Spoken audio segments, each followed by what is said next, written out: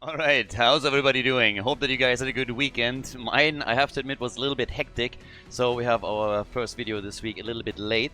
Today I want to talk about Soulstones a little bit. We currently have an event going on where you have an increased rate of getting better Soulstones, and honestly we haven't really addressed it too much.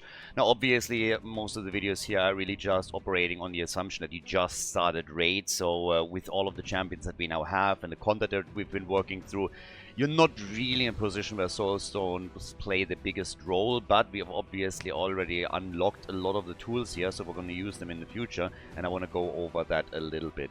Now, if you already have a late game account, again, as I said, I have like multiple accounts also on the higher end, then this is a much more important tool for you to increase your damage even further. At this point, you gotta be a little bit lucky to really get a good pull here, but we want to talk generally a bit about the topic, and that's exactly what I'm going to do right now, and of course going to pull the Soulstones that we have up to this point. I've been actually pretty busy on the account, just like farming things so that we get to a really nice starting point to start to expand this. I'm going to talk about that in a different video, but let's just say that all the to-dos that I went over just last week, I'm now trying to go through the motions here to complete that so that we have a few more options in what we are achieving.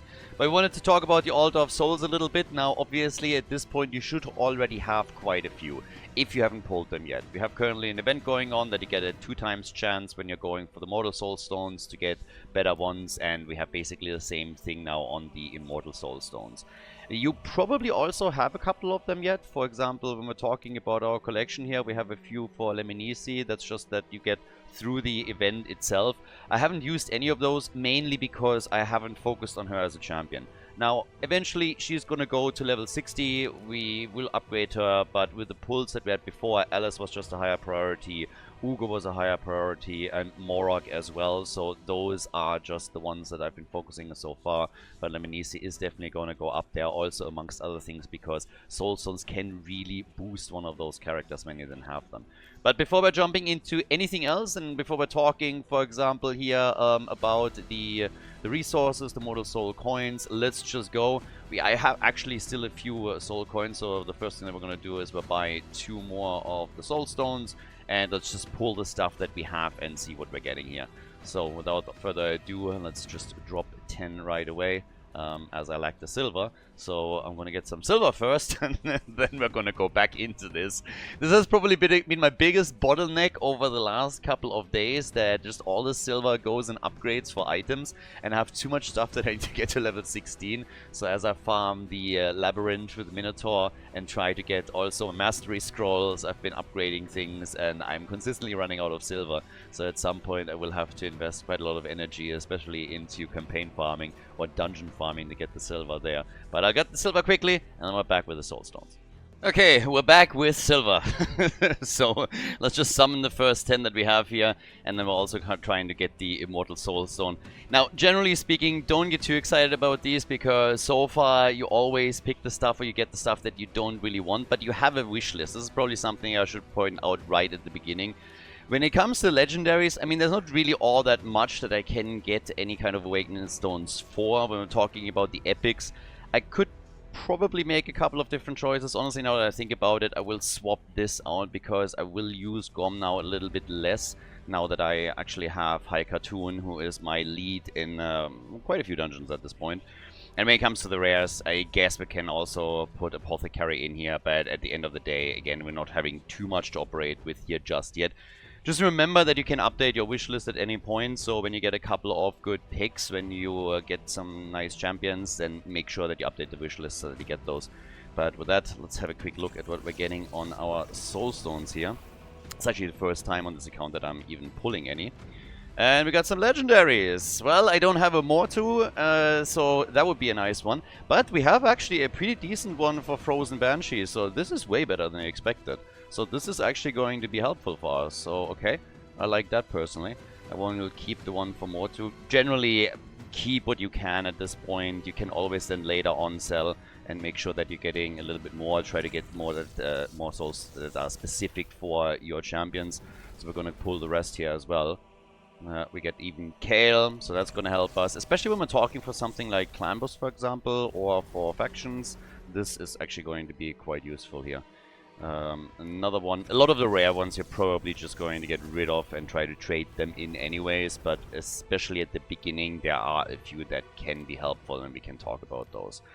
So the big one, again, with those, I honestly don't really expect too much, but let's see what we're getting here. Maybe we're going to be lucky. And yeah, we're getting a rare, so that's already a loss right there. That's about the worst that you can get. So that didn't do anything for us. But the one thing that we can at least do, we can awaken Frozen Banshee, and that's something that we're going to do right away. And with Frozen Banshee, again, this is something that is actually helping us a little bit with the blessing that we are unlocking there. So let's have a little bit of a look at what we can actually get here. I mean, again, when it comes in general to the blessings that you have, there's a couple that are quite strong and quite powerful, especially when we're talking about attackers, for example, but you've probably already encountered when you played Arena. Brimstone is something, Polymorph is something that we're seeing quite a lot here. So you have really strong blessings that in Arena play a big role, but it can also play a huge role when we're talking about you trying to progress just the PvE content. And often rares, obviously, you are a little bit less in a position where you have less options of what you're going for, but there's still nice damage. For example, in a case like this, just the hit point bonus alone and the defense is going to help you, even with the crit damage here. So getting something like Phantom Touch for Frozen Banshee is also going to help. It depends always a little bit on where exactly you're going to use her. So just survivability that you're looking for because you want to have her survive longer in the clan boss. Is it maybe a bit more crit damage and survivability because you're attempting to solo, let's say, the dragon in the Dragon Slayer? So that can help a lot as well. And so you can just go through these and see what exactly works for you the best. But there is a lot of really cool stuff to work through. And then, of course, you have a couple of more specific ones when you can also talk about, like, poison in general. But just have a look in general of what you are working through here. We're going to go a little bit deeper on this, by the way, when we're going for legendary champions and later on when we have actually blessings that we can use here. But in the early case, where you're not even having access to the epics, we don't have to dive too deep into this. But yeah, make sure that you get a little bit more damage out of this. For example, for Frozen Banshee in a situation like this, we're getting quite a lot for her. So that's actually already going to be a nice one, and I'm going to put some work into that. But let's also talk a bit about, of course, the content itself. So outside of just simply going for the Soulstones here, where do you actually get more outside of winning tournaments? That's when we're talking about dungeons and the Iron Twins Fortress. Now, I haven't really progressed on those too much. I guess you can have a little bit of a difference in opinion there, how important this is right at the start. For me, it's very much the same as with a lot of the other late game content or mid game content. I personally don't invest too many resources here right now for the simple reason that it also costs us energy. So I don't want to spend the energy in a lot of those. I will progress through it. But as with so much content, you normally really want to go for specific speed-tuned team compositions if you can. And we just don't have enough options yet. As you can see here from the lineup, I have now 2 of my champions on 60. I'm currently working on the next. I'm getting better items. So the account is progressing really nicely and I'm very happy with it. But I won't be able to really break through any of the late game stuff, even here and the Iron Twins Fortress just yet.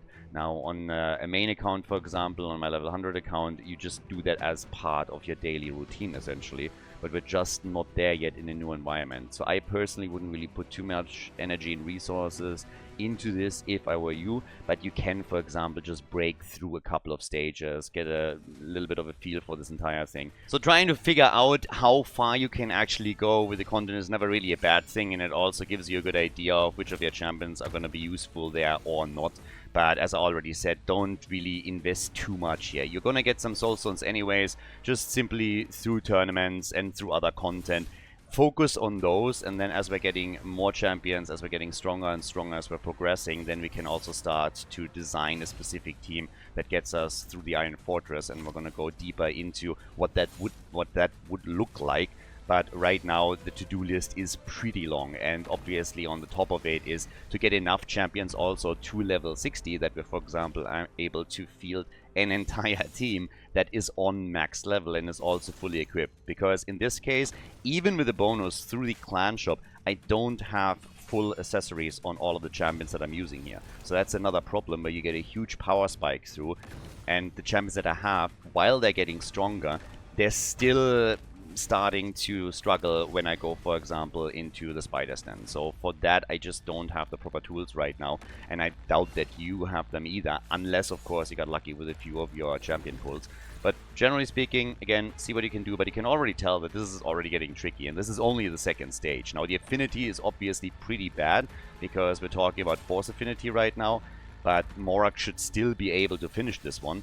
But even on the second stage, affinity dependent, you can start to struggle. So this is really something where you want to have specific abilities. We have, of course, a couple of unkillable combos here, similar to what we see with the clan boss, that work extremely well. So I'm not going to try and progress too deep on this one.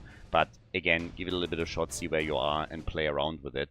But that's pretty much it for the Soulstones for now. So we had some pulls here, we got some for Frozen Banshee, so this is going to make us a bit stronger here. Keep in mind to always aim to get your champions to 60 as possible as you can. I'm going to go over a short account update in a bit as well, but there's also a few other things that we need to address.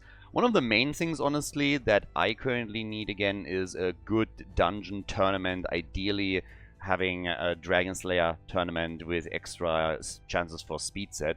I would probably sink all of my gems into that, because I'm now slowly starting to get to a point where, first of all, I can progress deeper into the dungeon, so I get better gear, but also I need the silver, and I need a lot more gear right now that I can use.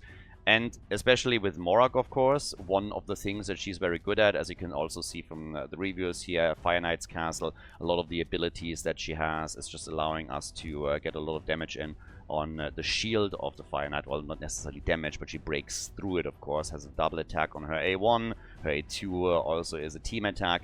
So we are slowly getting to a point with this account where Savage Gear is an option. So that's another one to really look out for. But again, we're going to go over that in a different video. If you have any questions around the Soulstones and the blessings now in particular, we're only scratching the surface. I promise that we're going to get a little bit deeper as we're having more champions and get also a few more souls specifically for the legendary ones, where you all of a sudden have more options available to your champions. But if you already have any questions, drop them in the comments and I'm going to address them as soon as I can. Thanks for watching, and I'm going to see you guys in the next one.